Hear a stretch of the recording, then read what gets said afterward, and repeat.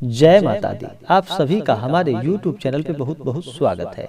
ऐसे ही जानकारियाँ प्राप्त करते रहने के लिए हमारे इस चैनल को लाल बटन दबा करके सब्सक्राइब करें, साथ में बेल आइकन घंटी दबाएं ताकि मेरी वीडियो का नोटिफिकेशन आपके पास सबसे पहले पहुंचे। कमेंट में जय माता दी जरूर लिखें ताकि आपकी कुशलता का हमें पता चलता रहे। आइए आज सुनते हैं संकष्टी गणेश चतुर्थी की कथा।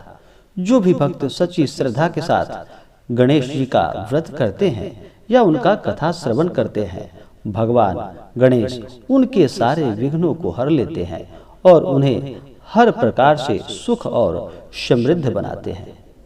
भगवान गणेश अपने भक्तों की सदा रक्षा करते हैं और उनकी मनोकामनाओं को पूर्ण करते हैं। तो आइए सुनते हैं चैत्र माह के कृष्ण पक्ष में पड़ रहा संकष्टी गणेश चतुर्थी का व्रत। इस बार 31 मार्च 2021 दिन बुधवार को किया जाएगा। तो आइए सुनते हैं भगवान गणेश की कथा। तो बोलिए प्रेम से भगवान गणेश की जय। बहुत समय पहले की बात है। एक समय भगवान विष्णु का विवाह लक्ष्मी जी के साथ तय हुआ। विवाह की तैयारी होने लगी। सभी देवताओं को निमंत्रण भेजा गया, परंतु भगवान गणेश जी को निमंत्रण नहीं भेजा गया। कारण चाहे जो भी रहा हो, अब भगवान विष्णु की बारात जाने का समय आया। सभी देवता अपनी पत्नियों के साथ विवाह समारोह में आए हुए थे। उन सबने देखा कि गणेश जी कहीं दिखाई नहीं दे रहे हैं। तब वे आपस में विचार करने लगे कि क्या गणेश जी को न्योता नहीं दिया गया या स्वयं भगवान गणेश जी ही नहीं आना चाहते। सभी को इस बात पर आश्चर्य होने लगा। तभी सबने विचार किया कि भगवान विष्णु से ही इसका कारण पूछा जाए। तो भगवान विष्णु से पूछने पर भगवान विष्णु ने कहा कि हमने गणेश जी के पिता भगवान भोलेनाथ और माता पार्वती को न्योता भेज दिया है। यदि गणेश जी अपने माता पिता के साथ आना चाहते हो तो आ जाएं। अलग से न्योता देने की कोई आवश्यकता नहीं। दूसरी बात यह है कि उनको 1.25 मन मूंग, 1.25 मन चावल और 1.25 मन घी और 1.25 मन लड्डू का भोजन दिन भर में चाहिए। तो ये भी बहुत ज्यादा है। गणेश जी ज्यादा खाते हैं। गणेश जी अगर आएंगे तो आए, नहीं तो कोई बात नहीं। दूसरे के घर जाकर इतना सारा ढेर सारा खाना खाना अच्छी बात नहीं है। इतनी वार्ता कर ही रहे थे कि किसी ने एक सुझाव दिया। यदि गणेश जी भी आना चाहें तो उनको द्वारपाल बनाकर बैठा देंगे कि आप घर की रखवाली करना। आप तो चूहे पर बैठकर धीरे धीरे चलोगे तो बारात बहुत पीछे रह जाओगे, बारात के साथ नहीं आ पाओगे। यह सुझाव भी सबको पसंद आ गया। तो विष्णु भगवान ने भी अपनी सहमति दे दी। होना क्या था कि इतने में ही गणेश जी वहां आ पहुंचे और उन्हें समझा बुझाकर घर की रखवाली करने के लिए बैठा दिया गया। बारात चल दी। तब नारद जी ने देखा कि गणेश जी तो दरवाजे पर ही बैठे हैं। तो वे गणेश जी के पास गए और रुकने का उनसे कारण पूछा।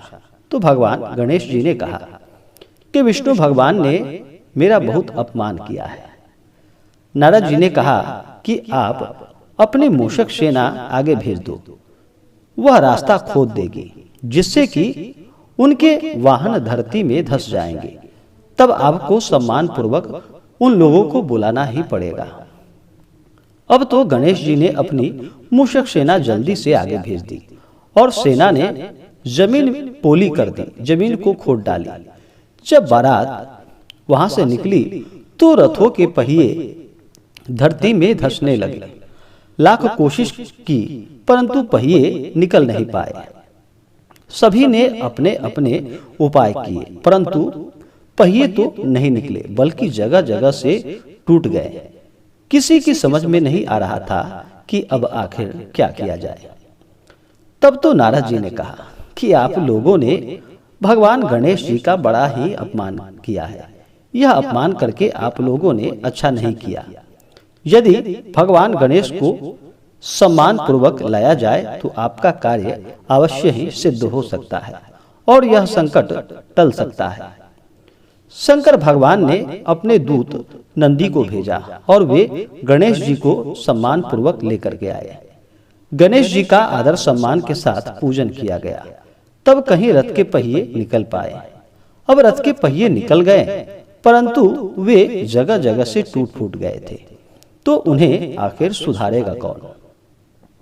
पास के खेत में एक खाती काम कर रहा था। उसे बुलाया गया। खाती अपना कार्य करने के पहले भगवान गणेश का नाम लिया। ओम श्री गणेशाय नमः यह कहकर गणेश जी की वंदना मन ही मन करने लगा।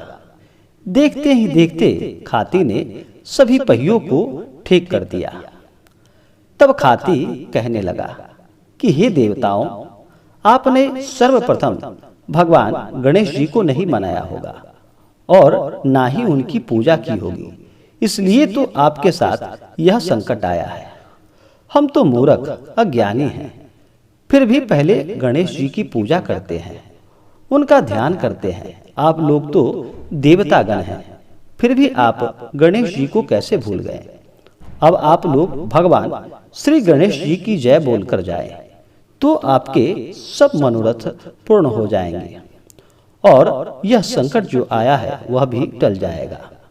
ऐसा कहते हुए सबने भगवान गणेश का नाम लिया और फिर बारात वहां से आगे की ओर चल दी और विष्णु भगवान का माता लक्ष्मी के साथ विवाह संपन्न करा के सभी कुशलता पूर्वक अपने घर लौट आए। हे भगवान गणेश, हे विघ्न विनाशक, आपने भगवान विष्णु को जैसे उनका कार्य को पूर्ण किया, ऐसे ही अपने भक्तों के सदा कार्य को सिद्ध करना। जो भी भक्त आपकी सच्ची श्रद्धा के साथ कथा का श्रवण करते हैं, पठन करते हैं, हे भगवान गणेश, उनकी सभी मनोकामनाओं को पूर्ण करना। तो बोलिए प्रेम से भगवान गणेश की जय, उनके माता पिता की जय। भगवान गणेश विघ्न विनाशक हैं। जो भी जातक संकष्टी गणेश चतुर्थी का व्रत करते हैं, उन्हें ब्रह्म मुहूर्त में उठ करके अपने सभी नित्य क्रियाओं से निवृत्त होकर के गंगा नदी या घर के जल में ही थोड़ा सा गंगा जल मिला करके स्नान करना चाहिए। शुद्ध वस्त्र धारण करके मन में संकल्प लेना चाहिए कि हे भगवान गणेश, आज मैं आपके संकष्टी गणेश चतुर्थी का व्रत करने जा रहा हूँ। आप हमें आशीर्वाद प्रदान करें। आपके मन में जो भी इच्छा हो, जो भी कामना हो, वह भगवान गणेश से कहें। भगवान गणेश उसे अवश्य ही पूर्ण करेंगे। सच्ची श्रद्धा से किया गया कार्य कभी भी निष्फल नहीं होता, उसका फल अवश्य ही प्राप्त होता है।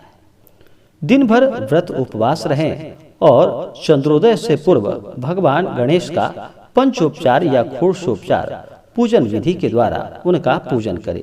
उसके बाद चंद्रोदय के समय चंद्रमा को अर्घ देते हुए उसके बाद व्रत का पारण करें। आशा करता हूं कि यह जानकारी आपको अच्छा लगा हो। ऐसे ही जानकारियां प्राप्त करते रहने के लिए हमारे इस चैनल को लाल बटन दबा करके सब्सक्राइब करें, साथ में बेल आइकन घंटी दबाएं, ताकि मेरी वीडियो का नोटिफिकेशन आपको समय से मिलता रहे। कमेंट में जय माता दी जरूर लिखें, ताकि आपकी कुशलता का हमें पता चलता रहे। वीडियो को लाइक और अपने मित्रों तथा दोस्तों के साथ शेयर करें। जय माता दी। धन्यवाद।